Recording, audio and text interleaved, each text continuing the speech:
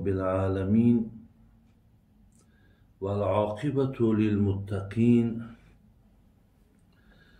والصلاة والسلام على رسوله الكريم وعلى آله وأصحابه وأتباعه إلى يوم الدين. در این بحر جز مرد داعی نرفت، گم آن شد که دنبال راعی نرفت. کسانی که از این راه برگشته اند، برفتند و بسیار سرگشته اند. خلاف پیامبر کسی راه گرفت، که هرگز به مقصد نخواهد رسید.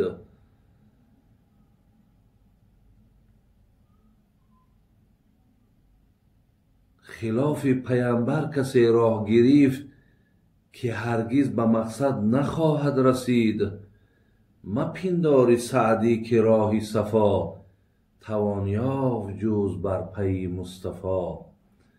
اللهم صل علی محمد و علی آل محمد.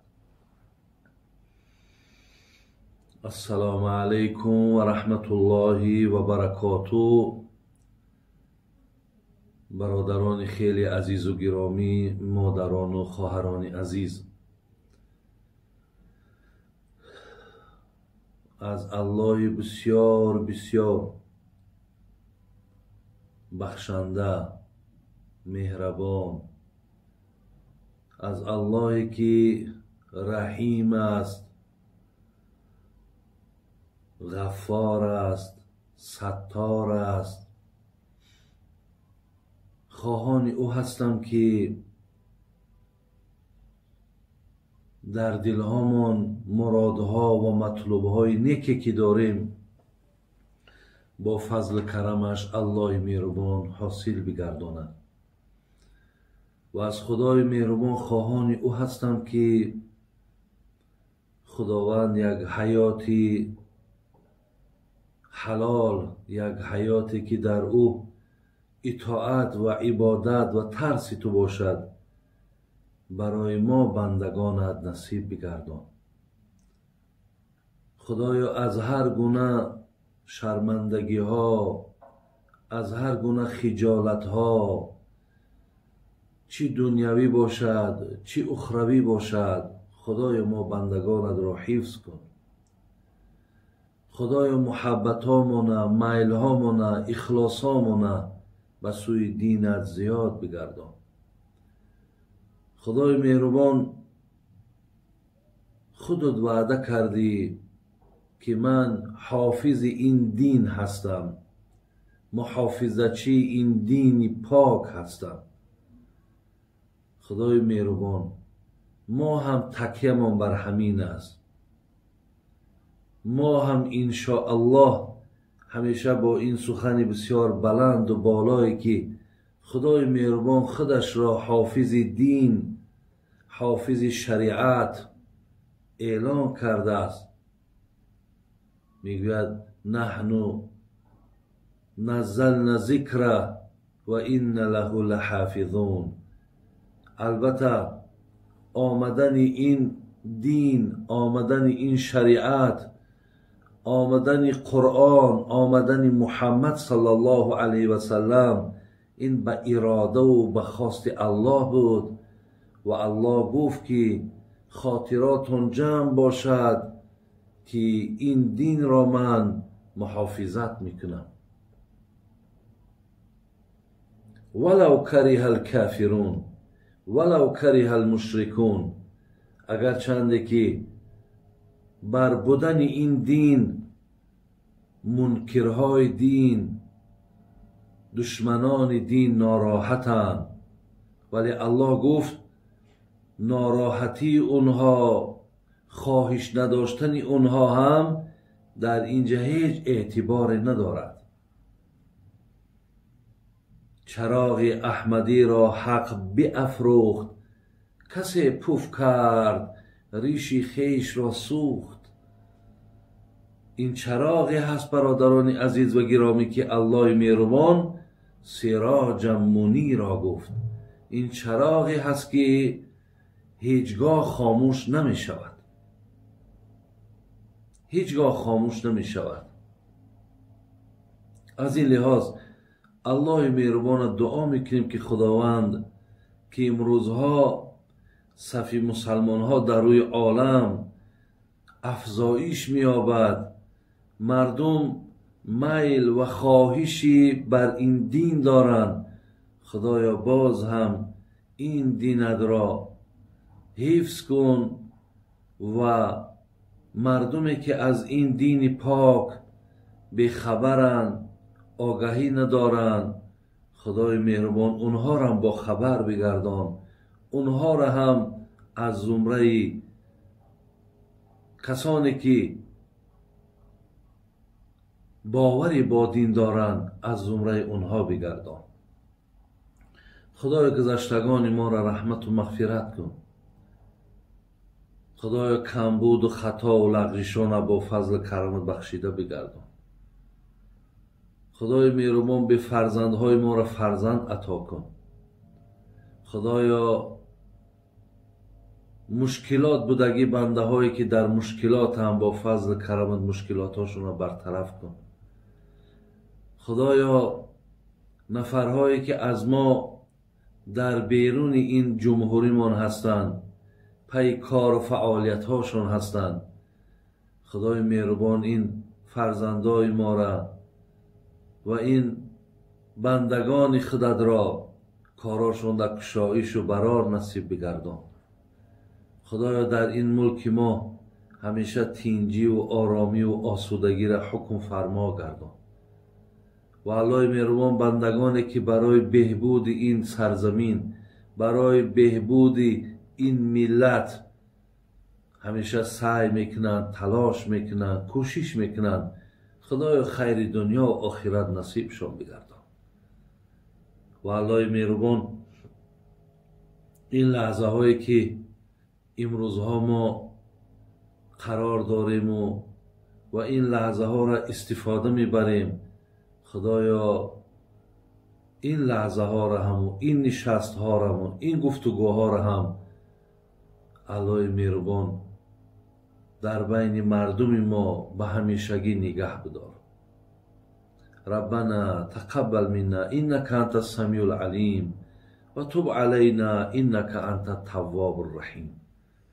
برادران عزیز و گرامی، الحال من به سوال های شما جواب میگردانم و خدا خواهد انشاءالله باز امکانیت ها و وقتا که شد برای شما با بعضی موضوع هایی را که در اینجا من نگاه کردم که شما خواهش کردین در فلان موضوع ها گپ زنین، من انشاءالله اونهاش هم خدا خواهد حد الامکان اجرا میکنم. لیکن من هم برادرای عزیز فهمین که یک طرف گویم زندگی هست، فرزندداری هست، زنداری هست، خلاص زندگی بیشتر وقتی ما را یا به خودش بیشتر ما را مشغول میکند. و همچنان برادران و خواهران عزیز این طرف باز در مردم ما بعضی تویی ها دارند، بعضی مرده ها دارند. خلاص با این مسئله و مسائل شما هم شناسایی دارین. یک طرف وقت هامون در اینجا با سپری می شود، با قسمت وقت در کار که با ما هم نشسته و از کتاب هامونو با نگاه کنیم، درس خوانیم، قرآن خوانیم، ذکر کنیم. از این لحاظ این وقتا کم کم برای من مقصد امکانیت می شود، لیکن به هر حال سعی میکنم برادرای عزیز که بیشتری وقت ما در این صرف کنم، زیرا که این هم برای امروزه مردم ما، جامعه ما بسیار بسیار مهم و ضرور است. و الله مهربان شما را همه تا نگهبان باشد و امروزها روزهایی هست برادرها که در حق یکدیگر دائم دعا کنیم، زیرا برادرها دعا در همه دور زمان بسیار مهم و ضرور است. در حق یکدیگر دویم دعا کنیم تا از همین تشویش های زمانه، تا از فتنه هایی که امروز دنیا را فرا گرفته است، مشکلات هایی که امروز به سر مردم، از آن جمله به سر مردم مسلمان آمده است، خداوند ما را حفظ کند. دعا کنیم دائم در حق یکدیگر، در غایبی یکدیگر.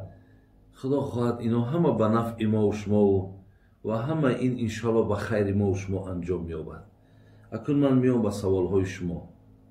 اول سوالی که در اینجا من حاضر خواندم، برادران و خواهران عزیز، یک قاعده است در مردم ما که ماه رمضان شود، مردم از ماه رمضان میپرسند. هرگاهی که اگر ماه سفر درآید، مردم از ماه سفر میپرسند. و همچنان حاضر که ماه ربیع الاول است، ماهی به دنیا آمدن پیامبر نازنین من هست، مردم فقط و فقط سوال ها همینه، چی تلفنی باشه و چی مثال با طریقی که بر من آمده رسیده است، همین مولود کردن درست است یا درست نیست. و حتی مردم میپرسند چرا در زمانهای پیامبر مولود نبود، در زمانهای صحابه مولود نبود و امروز مقصد این مولودها برپا شده است، مردم مولود میکند. برادران عزیز و گرامی، من به شما یک نکته اساسی را میگم که دوستای خدا، دانشمندای ما و شما میگویند که هر کسی که اگر در کدام دور زندگی کند و به همون زمان خودش آشنایی نداشته باشد، معلومات ندارد، یعنی از بگیم کار و باری که در همون زمانی که وی زندگی میکند چگونه است، اگر آگاهی نداشته باشد، این آدم، برادران عزیز، ابله گفتگیه. یعنی هر یک آدم در کدام دور زمان زندگی میکند باید با زمان و با شرایط همون وقت معلومات داشته باشد.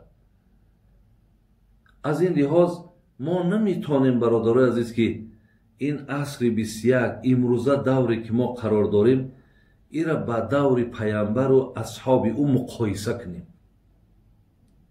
این قابل مقایسه نیست برادران عزیز. شما یک اندیشه کنید که برای زمان پیامبر مولود چی در کار بود، یا زمان صحابه ای که همه گویم از نقطه نظر شریعت زندگی میکردن، برای اونها مولود چی در کار بود؟ این مولودی که برادران عزیز من گویم برای شما که اولا که در مردم ما همه توی و خدایش مولود میگن. مولود برادران عزیز این زادروز میگن. یعنی پیامبرمون اگر گویم نهم ربیع الاول اگر به دنیا آمده باشد، همون نهم ربیع الاول وقتی ما قید میکنیم همین را میگن که چی از زادروز، روزی تولد. لیکن شما بینید که از زادروز پیامبر 10 روز گذشته است، مردم دسترخوان میپرتوین و از شادی و از خرسندی و از محبت شونه مقصد چیکار میکنن؟ ما خانه‌مون در یک مولود کنیم. اگر نیت چه پرسی با کدام نیت کردی میره؟ آخه چهل با کدام نیت؟ با نیت حرمت پیامبر، با نیت آن که پیامبر مرا روز قیامت امت بگه و مرا شفاعت کنه. شما گوش میکنی که با کدام نیت کردیستن؟ پیامبر میگه انما الاعمال بالنیات، عملها وابسته به نیت هم. من به همون نیت کردم، الله مرا به همون نیت موفق میکنه. زین لحاظ برادر از همین دورهایی که ما زندگی داریم و мавлудҳое ки дар ҳамин рӯзҳо мешавад, шумо гӯед ки кадом амал дар дохили ҳамин мавлуд амали ноҷоизай. ман ина ба шумо мегӯм, ина ман дар чандин мавлудҳо иштирок мекунам. ман гӯям барои шумо, якум ба миқдори ҳамон чанд нафаре ки бошад, 10 кас аст, 15 кас аст, 20 кас аст, вай таом метад. мақсад як шӯрбо меорад, хай мардуми мо як ош мекунад, як хӯрок меора мемонад, мардум аз ӯ танаввул мекунад. шумо медонед ки ҳадиси паямбар аст ки вақте паямбар гуфтанд айюл исломи хайр қол тутъиму таом, беҳтарини амал дар ислом кадом аст? гуфт додани таом. мо ба якта шинос шидем ки дар мавлудҳои мо агар ба шарте ки додани таом бошад, ин беҳтарин аз амали ислом будай. ду, унҷода амри ба маъруф ва наҳи аз мункар мешавад. яъне дар уҷа бародарои азиз, итари ягон чакчаку ма тиҷорат маву ё харчаронӣ ма нақл намекунам.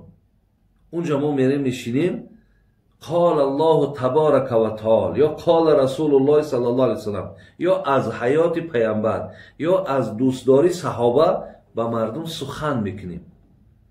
оё амри ба маъруф наҳи аз мункара шумо чандин ояту ҳадисҳо дар ин боб аст ки мо бояд амри ба маъруф ва наҳи аз мункар дошта бошем.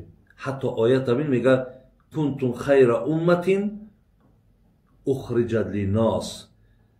аллоҳи меҳрубон мегӯяд уммати муҳаммад беҳтарини умматай. ай чӣ ҳисоб? ай чӣ ҳисоб? ай ҳисобе ки имрӯз аки зиндагимон хуб шидай, ё аз ҳисобе ки имрӯз сара либосҳомон хуб шидай, ё аз ҳисобе ки хӯрданиҳомон хуб шидай. ай чӣ ҳисоб? таъмуруна билмаъруф ва танҳавна анил мункар. худо мегӯяд ба хотири он ки дар байни шумо амри маъруф ва наҳи мункарай. шумо беҳтарини умматед. анака дар ин мавлудҳои мо аз беҳтарини уммат будани мо ки амри маъруф наҳи мункар бошад, ҳамун масъала меравад. ду, сеюм, қориҳои мо дар васфи паямбар, бародарои азиз, шеърхонӣ мекунанд ки ман дар саволу ҷавобҳои 28 буд ё 29 буд дар бораи ҷоиз будани шеър аз оятҳои қуръон ва ҳадисҳои паямбари нозанинмон ки ҳам бухориву ҳам муслим овардааст, барои шумо гуфта гузаштам. ҳамин се чиз дар мавлудҳои мо ҳаст. оё ҳамин кадоме мино нодурустанд? ва дигар ин ки бародарони азиз, мавлуд кардан дар мардуми мо маҷбурӣ нест. ира ҳар як нафара мақсад агар хоҳишам дошта бошад, агар имконият надошта бошад, ӯра касе маҷбур намекунад бигӣ ту мавлуд ку ки моҳи мавлудай. аммо баъзе бародарое ки мумкин дастшон мераса, имконият доранд, боз мегӯм ба хотири муҳаббати ҳабиби худо ҳаминра анҷом метиҳанд. бораи ҳамин ира мо модоме ки як маҳфили иборат аз он чизе ки гуфтум, ҳама ки ба ояту бо ҳадис собитае ки ин корҳо анҷом меёбанд, ягон чизи нодуруст дар дарунаш нест. пас биё бародарои азиз, замонам нигаҳ кунем ки имрӯз амри ба маъруфу наҳи аз мункар барои мардум мисли об, мисли ҳаво муҳимай. ин мавлудҳо бародарои азиз, акӯ шумо фаҳмидем ки нодурустаю ё шумо ба гуфтаи худтон бидъатаю, мо нафаҳмидем, ё мо дидаву дониста мерем худмо дар ҳамонҷа гунаҳгор мекунем, ё ин ки мо мисол эҳтиёҷи ба ҳамун хӯрдану ё ба ҳамун ягон дастгирии ҳамун хонадон дорем. алҳамдулиллоҳ, мо аз ибтидо, ман шахсан худма дар назар дорам, ман аз ибтидо бародарои азиз дар як оилаи ба воя расидам ки шукри худои меҳрубон ҳеҷ вақт چشم گرسته نبودیم. از این لحاظ و هیچ وقت میل و محبت و تکیه‌ای بر این هم ندارم، اگر چنده که بدگوهای ما، بدزبانهای ما فقط و فقط همین یک سخن دارن، اینها معرکه با معرکه میگردن. برادرای عزیز، این همش ایروی بخل و ایروی حسد ای. و ایلا گشتنی من یک بار گفتم که من به گویم خواهش خاندان یا به دعوت خاندان من هیچ خانه نرفتم و نمیرم، ولی رفتی من برادرای عزیز دعوت کردن، با دعوت اجابتش بدم که واجبه. پیامبر میگه ای تو دعوت ایزا دعیتم، وقتی شما را خواندن برین دعوت کردن روین. و امروز گویم امو مولود یک بهانه، ولی 10 نفر در اونجا وقتی که پند و نصیحت گوش میکنن، انا همین آن چیزی که برای ما مهم است انا همون است. برای همین برادرای عزیز و گرامی، هر گونه مقصد حکمی در اسلام چی هست، او حکمی که شما میگین، او حکم به همون زمانهای پیامبر سوال دادن در کار. امروز برادرای عزیز و گرامی، امروز این سوال ها در بین ما حجت نیست دیگر، زیرا ضرورت در همین سوال دیگر نمونده. امروز ضرورت ما این است که من 2 آدم بیاوم برای او یک نصیحت و یک مصلحت بتم که همین آدم ای چارچوبه آدمگری بیرون نروه. امروز مهم اینه. ضرور برای ما امروز برادرای عزیز انا همینه. برای همین این سوال ها اگر این خیل بگیرین، در زمان های پیامبر هم برادران عزیز همون موعظه فقط در خطبه بود. یکی امروز میبینیم که در نماز جمعه ای ساعت 12 امام 1 ساعت تا ساعت 1 موعظه میکنه. اگر چند این اگر بگیری به خلاف سنت پیامبره، زیرا پیامبر موعظهش فقط در خطبه جمعه بود. یکی امروز ما در خطبه جمعه وقتی 1 ساعت گپ میزنیم، مردم همه را از کار برمند میکنیم و این خیلی وقت و فرصت ما را نمیتن که تا ساعت مقصد 2 و 3 نماز جمعه بخونیم. یا در زمانهای پیامبر 1 اذان بود، لیکن آمد در زمان حضرت عثمان 2 اذان شد، برای مردم زیاد شدن. از همین لحاظ بعضی چیزها و مسائلی هست که با مرور زمان با تغییرات ها در کاره. باز میگردم به همون سخن اولم که هر یک آدم به دور خودش، به زمان خودش باید معلومات داشته باشد.